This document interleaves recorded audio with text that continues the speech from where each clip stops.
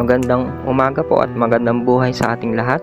At meron po akong isang vlog na tungkol sa recent interview kay Mig. At ito nga ay aking tatalakayin.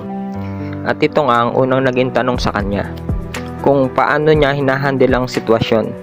At ang sabi nga niya ay after nang nangyari, naglaylo muna siya sa social media. At sinabi rin niya na may right time na rin na makalabas na rin siya. At sinabi rin niya sa mga panahon na yon ay nasa bahay lang siya at nakapokus siya sa mga ibang bagay at ang kanyang business ang kanyang ginagawa para daw siya ay malibang. At ang isang tanong pa nga niya ay tungkol sa mga nag-aabang sa kanyang vlogs at ang sagot nga niya dito ay dadating din daw sa tamang time. Sa ngayon, hindi pa daw dahil fresh pa nga daw po ang pangyayari kay Migs Molino.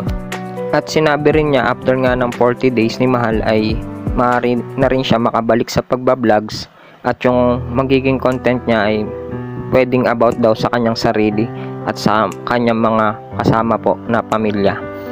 At sinabi rin niya na siya ay naka-adjust dahil din sa kanyang mga mahal sa buhay at sa mga sumusuporta po sa kanya.